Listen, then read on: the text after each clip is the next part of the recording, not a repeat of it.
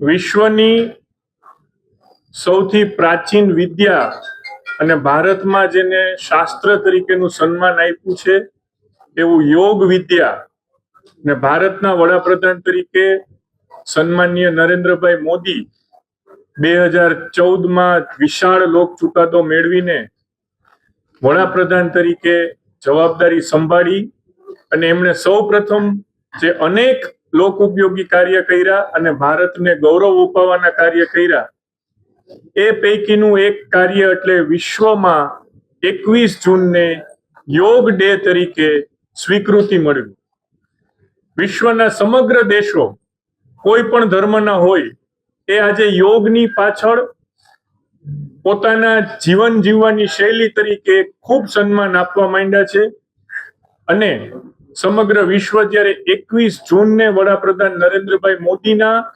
ભારત દેશને સન્માન અને ઉન્નત મસ્તક સાથે સંસારમાં પ્રસ્તુત કરવાનું જે એમણે કાર્ય કર્યું છે એ 21મી જૂન આવતીકાલે છે ત્યારે રાજકોટ મહાનગરપાલિકા વડાપ્રધાન શ્રીના ભગીરથ અને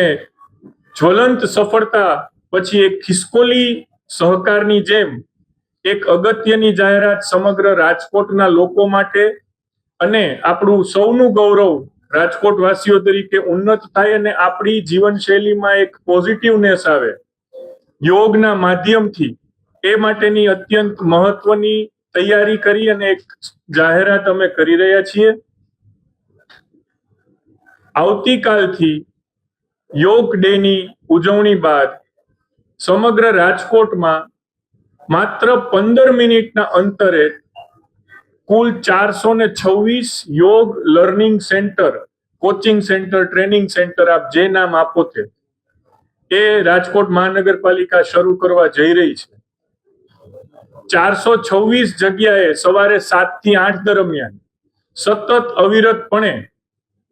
રાજકોટના લોકોને યોગ માટેનું માર્ગદર્શન આ સેન્ટર ઉપરથી મળશે। રાજકોટ મહાનગરપાલિકાએ પોતાની સહજતાથી ઉપલબ્ધ લોકો માટે સરળતાથી પ્રાપ્ય એવી જગ્યાઓ ઉપલબ્ધ કરાવી છે। પબ્લિક ગાર્ડન હોય, કોઈ હોલ હોય અને ગુજરાત રાજ્ય યોગ બોર્ડ સાથે MOU કરી અને આ નરેન્દ્રભાઈ મોદીએ જે